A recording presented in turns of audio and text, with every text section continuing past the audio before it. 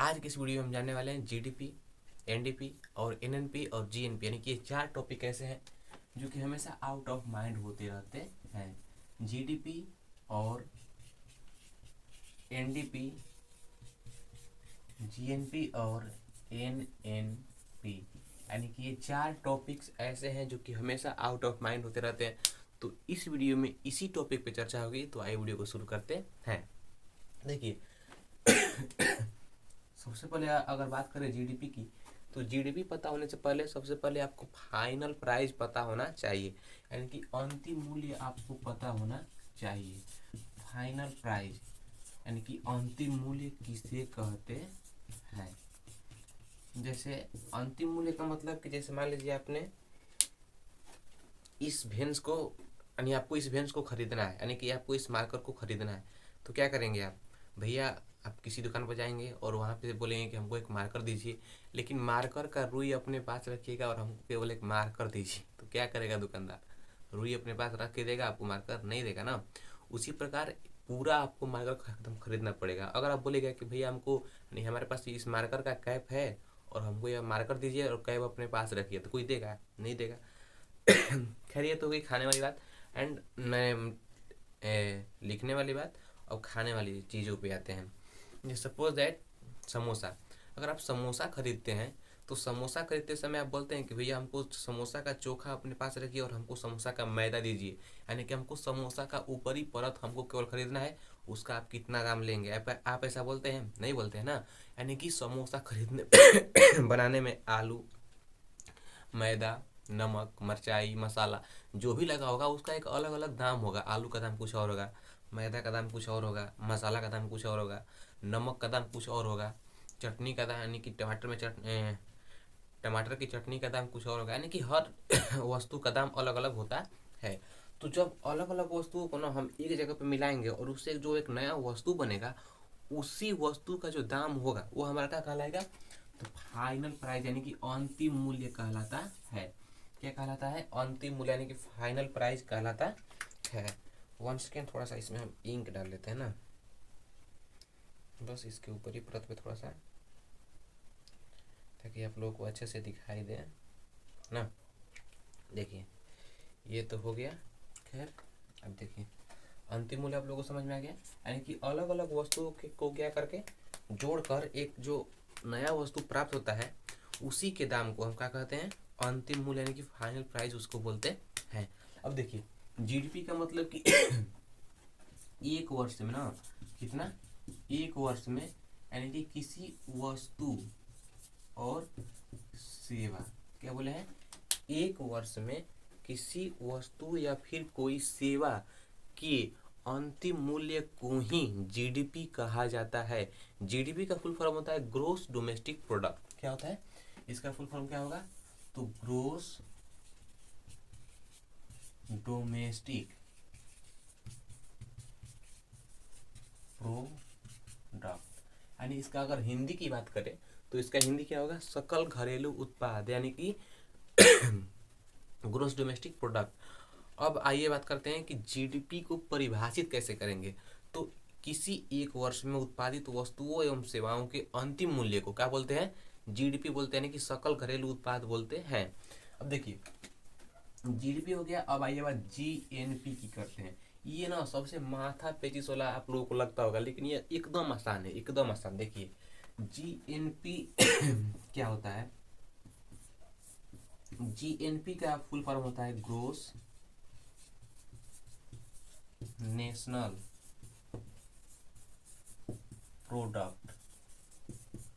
इसका ये full form हो गया ग्रोस नेशनल प्रोडक्ट, ठीक है। जीएनपी का फुल फॉर्म क्या होता है? तो ग्रोस नेशनल प्रोडक्ट। इसका जो हिंदी होगा सकल राष्ट्रीय उत्पाद, यानी कि राष्ट्र में कितना उत्पादित हुआ।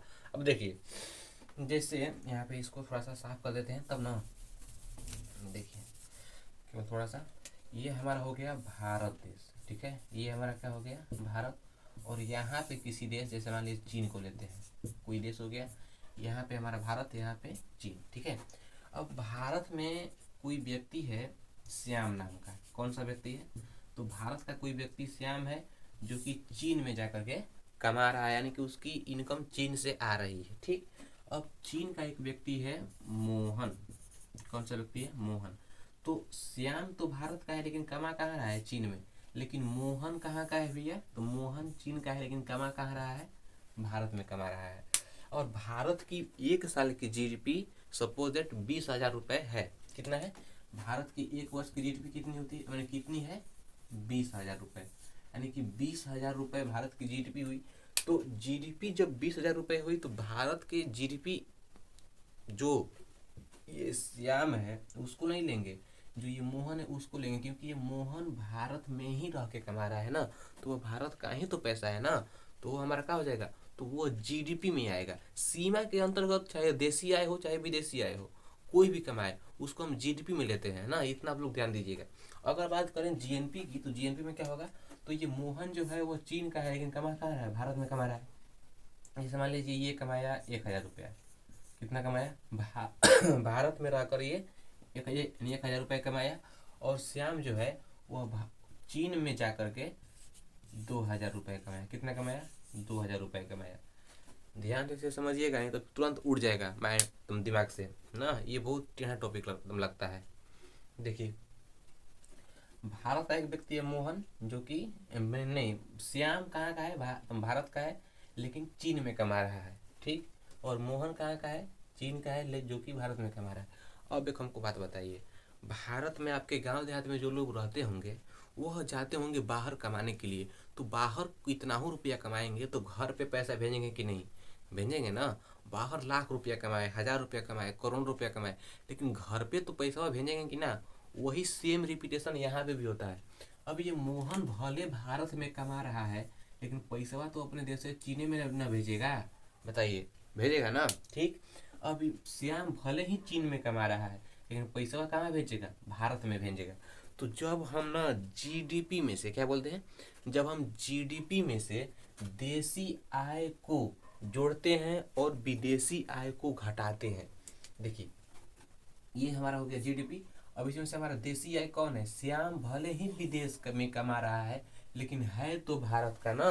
भले ही आपके पापा चाहे हमारे पापा चाहे किसी के भी, मैं चाचा पापा कुछ कोई भी हो, वह बाहर में कमाते हैं लेकिन भेजते पैसा कहाँ पे है? घर पे, यानी कि वो हमारे सदस्य यानी हो हमारे मेंबर हुए ना। उसी प्रकार से यहाँ पे तो श्याम भले ही विदेश का है लेकिन, यानी विदेश में कमा रहा है लेकिन है तो भारत का ना। तो 20,000 में हम क्या करेंगे? श्याम के आमदनी को जोड़ देंगे। ठीक, कितना होगा हमारा? 22,000 रुपया हो जाएगा। कितना होगा? 22,000 रुपया हो जाएगा। इकाई दहाई सैकड़ा हजार भाजा, ठीक है, 22,000 रुपये हो जाएगा हमारी भारत की जीडीपी। ये पूर्ण रूप से जीडीपी नहीं है। जीडीपी में ना हम इसको जोड़ेंगे, इसको नहीं जोड़ेंगे क्योंकि ये देश की सीमा के बाहर हो गया, इतना आप लोग ध्यान दीजिएगा। अब मोहन कितना कमा रहा है? तो भारत में रह करके 1,000 रुपया कमा रहा है, तो हम इसमें क्या करेंगे? इसका 1,000 रुपया घटा देंगे। तो ये जो हमारा प्राप्त हुआ ये हमारा क्या हो गया? जीएनपी प्राप्त हो गया। जीएनपी प्राप्त हुआ। देखिए, जीडीपी में सीमा के अंदर चाहे देशी, चाहे वो देश में का हो चाहे विदेश का हो, अगर सीमा के अंदर है जितना कमाएगा उसकी आय को जब जोड़ेंगे हम तो वो हमारा क्या कहलाएगा? जीडीपी कहलाएगा। लेकिन जीएनपी में क्या होगा? तो जब कोई व्यक्ति देश का यानी कि भारत देश का है और विदेश में कमा रहा है, तो विदेश से में कमाएगा तो भारत में कुछ पैसा यानी कि अपने घर पे कुछ पैसा भेजेगा, तो उसके पैसा को हम क्या करेंगे? अब भारत के जीडीपी में ऐड करेंगे। ठीक, यानी कि जोड़ेंगे। लेकिन जो व्यक्ति भारत में विदेश से आकर के कमा रहा है उसकी आय को क्या करेंगे? हम घटाएंगे। तो जब हम जीडीपी में से देसी जीडीपी में क्या करते हैं? देसी आय को जोड़ते हैं और विदेशी आय को क्या करते हैं? घटाते हैं। तो हमारा क्या प्राप्त होता है? तो जीएनपी प्राप्त होता है। तो यहाँ पे हम शॉर्ट में लिख सकते हैं छोटा सा कि जीएनपी इज इक्वल टू, क्या लिखे बताइए? GNP is equal to GDP plus देसी आय, देसी आय माइनस विदेशी आय, विदेशी आय। इतना आप लोग समझ में आ गया ना? जीडीपी समझ में आ गई, अब जीएनपी समझ में आ गया। अब आइए बात करते हैं किसकी? एनडीपी की और एनएनपी की। देखिए, इन चारों में जिस भी शब्द में ग्रोस लगा हुआ है, ग्रोस यानी कि सकल लगा हुआ है, वह हमारा शुद्ध क्या है, शुद्ध नहीं है। लेकिन इन चारों में जिसमें भी एन लगा है, एन यानी कि शुरुआती में एन लगा है, वो हमारा शुद्ध हो गया। इतना आप लोग ध्यान दीजिएगा। अब ये इसका एनडीपी का फुल फॉर्म क्या होता है, तो नेट डोमेस्टिक प्रोडक्ट यानी कि शुद्ध राष्ट्रीय उत्पाद। क्या बोलते हैं, शुद्ध राष्ट्रीय उत्पाद। देखिए अब ये एनडीपी की अगर बात करें तो एनडीपी बराबर क्या होता है, तो जीडीपी माइनस डी। डी का मतलब क्या होगा, डिप्रिसिएशन मतलब कि ह्रास। जैसे सपोज दैट किसी कंपनी में ना कोई सामान बना, जैसे मान लीजिए आपने बनाया कितना, समोसा बनाया, आप 500 समोसा बनाए, ठीक, जो कि पर समोसा का दाम 5 रुपया है। जब पर समोसा का दाम 5 रुपया है तो 500 का कितना होगा, 2500 होगा ना। यानी कि एक समोसा का दाम 5 रुपया है तो 500 समोसा का दाम कितना होगा, 2500, यानी कि 2500 होगा, इकाई दहाई सैकड़ा हजार, हाँ 2500 होगा, यानी कि 2500 रुपये होंगे, ठीक है। लेकिन हमें को ये पूरा समोसा बेचना है यानी कि सेल करना है, लेकिन किसी कारणवश हम केवल 400 समोसे ही बेच पाए, तो हमको केवल कितना आय प्राप्त हुआ, 2000 रुपया। यानी कि हमारा 500 रुपया क्या हो गया, घाटा, नुकसान हो गया हमारा। तो जब हम जीडीपी में से इसी नुकसान को घटाते, अब इसको नहीं घटाएंगे, देश के जीडीपी में जो नुकसान होगा उसको घटाएंगे, इतना ध्यान रखिएगा। ये तो सबको छोटा मोटा एग्जाम्पल हो गया, आप लोगों को समझाने के लिए बताए हम। लेकिन जब भी हम जीडीपी में से डिप्रिसिएशन की कमी को घटाते हैं तो वो हमारा क्या प्राप्त होता है, एनडीपी प्राप्त, यानी कि शुद्ध प्राप्त होता है। सपोज दैट हमारा जीडीपी कितना था, 20,000 रुपया था ना, यानी कि हमारा जीडीपी 20,000 रुपये था। अब जब जीडीपी 20,000 रुपये है तो हमको मान लीजिए कमी हो गया 500 रुपये का। कितना कमी हो गया, 500 रुपये का। तो अभी हमारे पास कितना बचा, 19,500 रुपया बचा। तो यही हमारा क्या हो जाएगा, एनडीपी हो जाएगा। इतना एकदम माइंड में ना सेट कर लीजिए कि जब भी जीडीपी में से हम क्या करेंगे, डी यानी कि डिप्रिसिएशन को घटाएंगे तो हमको क्या, अपनी तो क्या मिलेगा हमको, तो एनडीपी यानी कि नेट डोमेस्टिक प्रोडक्ट, शुद्ध घरेलू उत्पाद प्राप्त होता है। अब देखिए, अब बात करते हैं किसकी, एनएनपी की।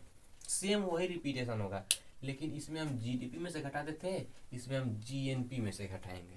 इसमें क्या करते थे हम, यानी कि एनडीपी प्राप्त करने के लिए हम जीडीपी में से उसको घटाते, यानी कि उसको हम डिक्रीज करते थे। लेकिन यहाँ पे क्या होगा ना, एनएनपी प्राप्त करने के लिए हम जीएनपी में से डी को घटाएंगे। डी का मतलब डिप्रिसिएशन यानी कि कम, यानी कि लॉस हमारा हो गया, उस लॉस को हम घटा देते हैं। क्या करते हैं, लॉस को हम घटा देते हैं। तो यहाँ पे हम थोड़ा सा इसको मिटा के लिख देते हैं यहाँ पे क्या, तो N N P is equal to G N P minus D, यानी कि हमारा जी एन पी पिछले बार कितना आया था, 21,000 ना, 21,000 आया था, ठीक है। यानी कि हमारा जी एन पी 21,000 है, लेकिन इसमें से हमारा 500 का क्या हो गया, घाटा हो गया। तो हमको क्या मिला, 20,500 रुपया हमारे पास अभी भी अवेलेबल है। ये हमारा क्या हो जाएगा, तो एन एन पी हो जाएगा। एक बार फिर से रिपीट करते हैं। ये जीडीपी की परिभाषा क्या होगी, किसी भी देश की सीमा के अंदर एक वर्ष में उत्पादित वस्तुओं एवं सेवाओं के अंतिम मूल्य को जीडीपी कहते हैं। एनडीपी किसे कहते हैं, जब हम जीडीपी में से डी यानी कि डिप्रिसिएशन को घटाते हैं, यानी कि ह्रास को घटाते हैं, ठीक। जीएनपी किसे कहते हैं, जब भी हम जीडीपी में देशी आय को ऐड करेंगे लेकिन विदेशी आय को घटाएंगे। देशी आय का मतलब कि जो भारत में, यानी कि जो भारत का नागरिक है और विदेश में जाकर के कमा रहा है, और विदेशी आय का मतलब कि जो विदेश का नागरिक है लेकिन भारत में आकर के कमा रहा है, ठीक है। यानी कि विदेशी आय को हमेशा क्या करते हैं, हम जीडीपी में से घटाएंगे और देशी आय को जीडीपी में ऐड कर देंगे, तो क्या मिलेगा हमको, जीएनपी मिलेगा। एंड एनएनपी की अगर बात करें तो एनएनपी में, यानी कि एनएनपी को ज्ञात करने के लिए हमको जीएनपी में से क्या करेंगे हम लोग, तो डी यानी कि डिप्रिसिएशन को घटाएंगे। अब एक बार इसका फुल फॉर्म जानते हैं। जीडीपी का फुल फॉर्म क्या होगा, ग्रोस डोमेस्टिक प्रोडक्ट, यानी कि सकल घरेलू उत्पाद। एनडीपी का फुल फॉर्म क्या होगा, नेट डोमेस्टिक प्रोडक्ट यानी कि शुद्ध घरेलू उत्पाद, जीएनपी का फुल फॉर्म क्या होगा, ग्रोस नेशनल प्रोडक्ट यानी कि सकल राष्ट्रीय उत्पाद, और एनएनपी का फुल फॉर्म क्या होगा, तो नेट नेशनल प्रोडक्ट यानी कि शुद्ध राष्ट्रीय उत्पाद। सो आई होप वीडियो आप लोगों को क्लियर समझ में आए होगी, और मिलते हैं अगले वीडियो में एक नए टॉपिक के साथ, तब तक के लिए धन्यवाद।